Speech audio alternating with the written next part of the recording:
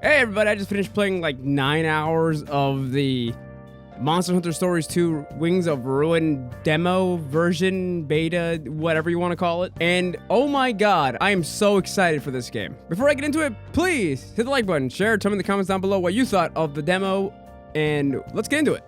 The amount of things they have added, like let's just say like graphically alone, like it's amazing. I'm so happy they added all these things. Everyone looks older.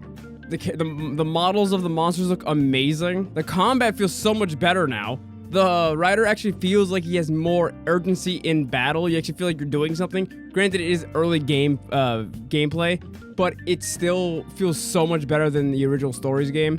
I feel like I'm actually doing something as a rider instead of like spamming heal on me and my monstie. The piercing weapons, the gun lance, and the bow feel amazing. The bow especially feels really good to use. It feels like a very high risk, high reward weapon. You skip one turn to power up your attack and they get 2 more damage hits. And the next turn with heavy amount of piercing damage. You get coatings. It's just really good. The gun lance feels so powerful with the shellings and stuff. You now have party members, which I don't know how they're gonna balance that in the full game. I don't know if you're always gonna have party members, but it's good to see that you actually have like something in your party other than your monstie. I will say from the time I've played in the demo, rare dens feel a lot more generous. They're just there, and they're like all over the place for the most part. There's just dens everywhere in this game. Also, they added some stuff to the gens in the game. They added something called rainbow gens, which I'm trying to figure out exactly what they do. I think it means you can put any gen in that spot to get bingos, but you guys let me know in the comments down below. I know this is the demo version. I know a lot of people are going to say, this is just an early version of the game. They'll fix this in the full game, but the frame rate for the cutscenes and the open world areas is terrible. It's like something around 20 FPS, 25 FPS, and it's really jarring when you go from battles. Like the main selling point of the game is the battles. So the battles frame rate is fine, like when you're actually fighting monsters, but when you're traversing in the game, the frames drop like crazy. I don't know why they have a problem with the open world area of the game. Maybe it has to do with the rendering of the entire area on the Switch, but it's still very noticeable and it is very when you're going in between battles in full on open world area. It's very noticeable. Even for someone with shitty eyes like me, you can see it pretty easily. Also in cutscenes, for some reason, the frames just randomly drop. I don't know why, but they just do it in cutscenes all the time. I'm assuming on the Steam version, which is the version I'm gonna get, the frame rate problems hopefully won't be there. But again, it's a Switch. Switch isn't exactly the most powerful console, so expect frame rate drops in the full version on Switch. I'm just letting you guys know, it's probably not gonna be fixed. Just because, I mean, we're all experienced gamers by now. We kind of already seen these trends. When the demo has problems, those problems usually come to the full game. Because if they weren't in the full game, they probably wouldn't be in the demo because you want to, put their best foot forward and show off the game as best as they can. So chances are, frame rate problems are gonna be in the full game. And I know people are probably gonna dismiss that in the comments, but it's true. Usually it's just what happens. If I'm wrong, hooray, that's perfect. But I'm assuming it's gonna be in the game. But it's not really a huge negative, if I'm being honest, because the rest of the game is just so good. The voice acting is actually pretty good.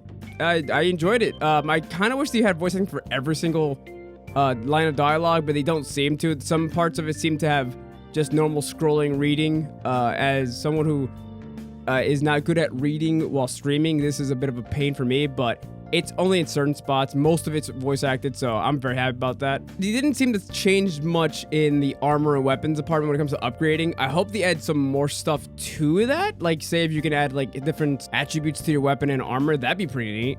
But other than that, I haven't seen anything new for armors or weapons other than the new weapons that have been added to the game, gun, lance, and bow. Every weapon in the game feels very, very, very, very unique, which is a problem I had with the first Monster Hunter Stories game. All the weapons, aside from the hunting horn, basically felt the same, except for maybe small things here and there, like the sword and shield maybe had more defense, hammer had more impact, greatsword did a little more damage, but it wasn't enough to make that much of a difference. The hunting horn was the only real standout weapon in the first game. Plus, you're already supporting your monstie to begin with, so having a weapon that supports even more is a better idea. But in this one, all the weapons feel very unique, very different. If you want really good raw damage, greatsword. If you want good critical hits with some extra defense, Sword and Shield. If you want a lot of impact to break down shields and walls, Hammer. If you want some impact but more supportive and buffing, Hunting Horn.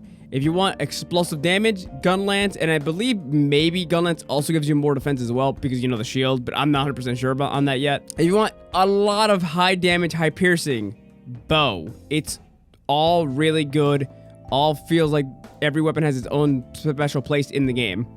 The only thing I will say is I don't know if the hammer will eventually just become a weapon that you only bring out to break down certain shields or walls. And if that's the case, I'm pretty sure we're just gonna be switching between the hammer and other weapons just in the middle of combat just to break the wall down and switch back to the weapon. Which, by the way, I forgot to mention, you can switch weapons in the middle of combat now, which is really nice. Again, giving Ryder more urgency in battle, which is really, really cool, and I love that so much. I feel like I'm doing something now. Thank God. And that's my video. I just want to talk to you guys about my experiences for the last couple of hours of me just binging this game. I've done pretty much everything, all the side missions, boss battles, everything I could in the demo. If you bum rush the demo, it's around 3 to 4 hours without grinding. If you're grinding, it could be around 8 hours if you go pretty slow. If you just want to level up all of your monsters to max level, plus do some of the arena stuff, plus do some side missions, you're just gathering stuff. But there's not much other to do than that. But it's a good time. I kind of wish they showed off the channeling system in the demo. But other than that, there's not much else to do. But anyway, if you guys want to see more Monster Hunter content, please let me know in the comments down below, or hit the like button, share. And if you guys want to talk to me directly, check out my Discord. Link in the description down below. And if you like anime content, go check out my TikTok. And if you want to see pictures of my dog and me, check out our Instagram. And I'll see you guys later. Bye. And if you want to see pictures of my dog and me, check out our Instagram.